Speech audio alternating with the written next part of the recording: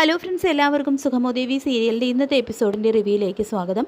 അങ്ങനെ നന്ദൻ്റെ മുറിയിലെ ഡയറിയിൽ നിന്നും നന്ദൻ്റെ ആത്മഹത്യാക്കുറിപ്പ് എന്നുള്ള രീതിയിൽ ഒരു കുറിപ്പ് കണ്ടെടുക്കുന്നതോടുകൂടി തന്നെ പ്രഭാവതിയും രജനിയും ഒക്കെ പൂർണ്ണമായിട്ടും തകർന്നു പോകുന്നു.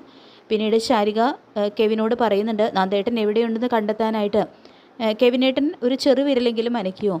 എന്നോട് ഇപ്പോൾ സ്നേഹമൊന്നുമില്ല എന്നുള്ള കാര്യം എനിക്ക് മനസ്സിലായി. ഓരോരുത്തരെ സ്നേഹിക്കുന്ന പെൺകുട്ടികൾക്ക് വേണ്ടി എന്ത് ചെയ്യാനും ഒരുക്കമാണെന്നെല്ലാം പറഞ്ഞുകൊണ്ട് കെവിന് മുന്നിൽ പരിഭവം നടിക്കുന്നു. കെവിനിൽ നിന്നും എന്തെങ്കിലും സൂചനകൾ കിട്ടുമോ എന്നറിയാൻ വേണ്ടി മനഃപൂർവ്വം തന്നെയാണ് ശാരിക ഇങ്ങനെയൊരു സൂത്രം പ്രയോഗിക്കുന്നത്. പിന്നീട് ദേവിക CPയെ ചെന്ന് കണ്ട് നന്ദൻ്റെ ആത്മഹത്യാക്കുറിച്ചിനെക്കുറിച്ചും അതിൽ ചിലരോടൊക്കെ പ്രതികാരം തീർക്കുമെന്നാണ് നന്ദു എഴുതിയിരിക്കുന്നത്. അതിൽ അരുന്ധതി മേഡത്തിനോടാണെന്നുള്ള കാര്യങ്ങളെല്ലാം പറയുന്നുണ്ട്.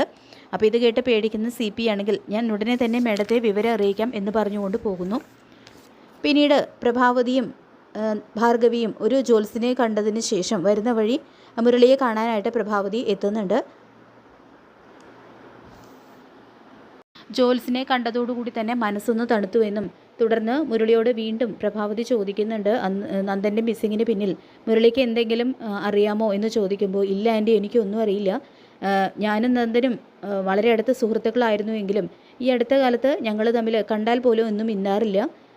ഞാൻ ആൻറ്റിയോട് പറഞ്ഞതെല്ലാം സത്യം തന്നെയാണെന്നാണ് കേട്ടോ മുരളി പറയുന്നത്. ഇതിനിടെ അരുന്ധതിയുടെ വീട്ടിലാണെങ്കിൽ കെവിനും ഇസബല്ലയും CPയും ഋഷിയും എന്നിവരെല്ലാവരും കൂടി സംഭവങ്ങളൊക്കെ വിലയിരുത്തുന്നുണ്ട്. അപ്പോഴാണ് CP ദേവിക പറഞ്ഞ ആ ഞെട്ടിക്കുന്ന കാര്യം എല്ലാവരോടുമായിട്ട് പങ്കുവയ്ക്കുന്നത്. ഒരാത്മഹത്യാക്കുറിപ്പ് കണ്ടെത്തിയതായും അതിൽ അരുന്ധതിയോട് പ്രതികാരം ചെയ്യണമെന്ന സന്ദേശം ഉണ്ടായിരുന്നുവെന്നും CP പറയുന്നു. ഇത് കേട്ടതോടെ എല്ലാവരും കൂടുതൽ ഭയപ്പെടുന്നുണ്ട്. നന്ദൻ എന്തെങ്കിലും സംഭവിച്ചോ എന്നുള്ളൊരു സംശയം ഉയരുമ്പോൾ അരുന്ധതി മറ്റൊരു സംശയം മുന്നോട്ട് വയ്ക്കുന്നുണ്ട്. ദേവികയ്ക്ക് നന്ദനെ കാണാതായതിൽ യാതൊരു ആശങ്കയും കാണുന്നില്ല. അതിനർത്ഥം നന്ദൻ എവിടെയാണെന്ന് ദേവികയ്ക്ക് അറിയാമെന്നും അവൻ സുരക്ഷിതനാണെന്നും അരുന്ധതി പറയുന്നുണ്ട്. അപ്പോൾ അരുന്ധതിയുടെ വാക്കുകൾ കേട്ട് ഇസബല്ലയും കെവിനും ഞെട്ടിപ്പോകുന്നു. ദേവിക തന്നെയാകാം നന്ദനെ ഒളിപ്പിച്ചിരിക്കുന്നത് എന്നുള്ളൊരു സംശയം ശക്തമാകുന്നു. ഇതുവരെ അവർ കളിച്ചിരുന്ന എല്ലാ തന്ത്രങ്ങൾക്കും മറുപടിയായി ദേവികയും അതേ നാണയത്തിൽ തിരിച്ചടിക്കുക തന്നെയാണെന്നാണ് എല്ലാവരുടെയും വിലയിരുത്തൽ. ഇതേസമയം ഋഷിയാണെങ്കിൽ തൻ്റെ മനസ്സിലുള്ള ആ ഒരു സംശയം തുറന്നു പറയുന്നു. ജീവിതത്തിൽ ഏറ്റവും വിലപ്പെട്ട ഒരു കാര്യം നേരത്തെ നഷ്ടപ്പെട്ടിട്ടുണ്ടെന്നും ഇനി ഒരിക്കലും തോറ്റു പിന്മാറില്ലെന്നും ഋഷി ഉറച്ച തീരുമാനമാണ് എടുക്കുന്നത്. എന്ത് റിസ്ക് എടുത്തിട്ടായാലും ഈ പോരാട്ടം അവസാനിപ്പിക്കുമെന്ന് തന്നെ ഋഷി വ്യക്തമാക്കുന്നു. ഇതേസമയം മറ്റൊരു നിർണായകമായിട്ടുള്ള ഒരു സംശയത്തെക്കുറിച്ച് CP പറയുന്നുണ്ട്. നന്ദന് പലരോടും തീർത്താൽ തീരാത്ത പകയുണ്ടെന്നും അവൻ ചിലരുടെ പേരുകൾ എഴുതി വെച്ചിട്ടുണ്ടെന്നും പറയുന്നു. ഇനി ആ ഒരു പട്ടികയിൽ കെവിൻ്റെയും ഇസബല്ലയുടെയും പേരുകൾ പോലും ഉണ്ടാകാമെന്ന് പറഞ്ഞതോടെ എല്ലാവരും കൂടുതൽ ഭയപ്പെടുന്നുണ്ട്. നന്ദൻ എല്ലാം മനസ്സിലാക്കിയിരിക്കുകയാണെന്നും ഇനി മറഞ്ഞിരുന്ന് തിരിച്ചെടുക്കുമെന്നും അവർ ആശങ്കപ്പെടുന്നു.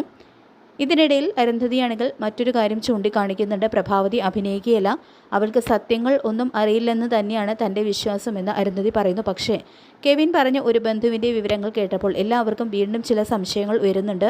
നന്ദൻ്റെ തിരോധാനത്തിന് ചന്ദ്രോത്ത് വീട്ടുകാർക്ക് നേരിട്ട് ബന്ധമില്ല എന്നുള്ളൊരു വിവരവും പുറത്തു വരുന്നു. എന്നാൽ ഇസബല്ലയാണെങ്കിൽ ദേവികയെ വെറുതെ വിടാൻ തയ്യാറില്ല.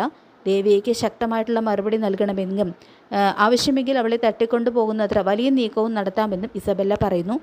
ഈ ഒരു തീരുമാനം പിന്നീട് വലിയ അപകടത്തിലേക്ക് നയിക്കുമോ എന്നുള്ളൊരു ആശങ്കയും ഉയരുന്നുണ്ട്. ഇതേസമയം പ്രഭാവതിയാണെങ്കിൽ വീണ്ടും നന്ദൻ്റെ ആ ഡയറി വായിച്ച് പൊട്ടിക്കരയാണ്. ഇതേസമയം ജഡ്ജി ഹരിയും ശാരികയും ദേവികയും മുരളിയും ചേർന്ന് ഒരു വലിയ പദ്ധതി തന്നെ ആസൂത്രണം ചെയ്യുകയാണെന്നുള്ളൊരു സൂചനകളിൽ ലഭിക്കുന്നുണ്ട്. ആദ്യം മുരളിക്ക് ഒന്നും അറിയില്ല എന്ന് കരുതിയെങ്കിലും ഇപ്പോൾ അദ്ദേഹത്തിനും മുരളിക്കും എല്ലാം എന്നുള്ളൊരു സംശയം ശക്തമാകുന്നുണ്ട്. നന്ദനെ സുരക്ഷിതനാക്കി ബാക്കിയുള്ള എല്ലാ ശത്രുക്കളെയും ഒരുമിച്ച് കൊടുക്കാനുള്ള വലിയൊരു കെണി തന്നെയാണ് അവരൊരുക്കുന്നത് എന്നാണ് ഇപ്പോൾ തോന്നുന്നത്. അപ്പോൾ ആ ഒരു കെണിയിൽ തീർച്ചയായിട്ടും ഋഷിയും കെവിനും ഇസബല്ലയും വീഴും എന്നുള്ള കാര്യം ഉറപ്പാണ്. ഇതിനിടയിൽ CP ആണെങ്കിൽ മറ്റൊരു കാര്യം കൂടി പറയുന്നുണ്ട്. ഋഷി ജീവനോടുണ്ട് എന്നുള്ള ഒരു രഹസ്യം ദേവികയുടെ കൂടെയുള്ളവർക്ക് മനസ്സിലായിട്ടുണ്ടെങ്കിൽ എല്ലാവരുടെയും കള്ളത്തരങ്ങൾ പുറത്തു വരുമെന്നും അവരുടെ ജീവിതം പൂർണ്ണമായിട്ടും തകരുമെന്നും CP പറയുന്നത് കേട്ട് അരുന്ധതി ആകെ തകർന്നു പോകുന്നു. ഋഷിനെ ഇവിടെ തുടരുന്നത് സുരക്ഷിതമല്ലെന്നും എല്ലാവരും അഭിപ്രായപ്പെടുന്നു. കാരണം എതിരാളികൾക്ക് എന്തോ നിർണായകമായിട്ടുള്ള ഒരു തെളിവ് ലഭിച്ചിട്ടുണ്ട്. അവരിനി കുഴിമാടം വരെ പരിശോധിച്ചാൽ എല്ലാം പുറത്തു വരുമെന്ന ഭയവും നിലനിൽക്കുന്നു.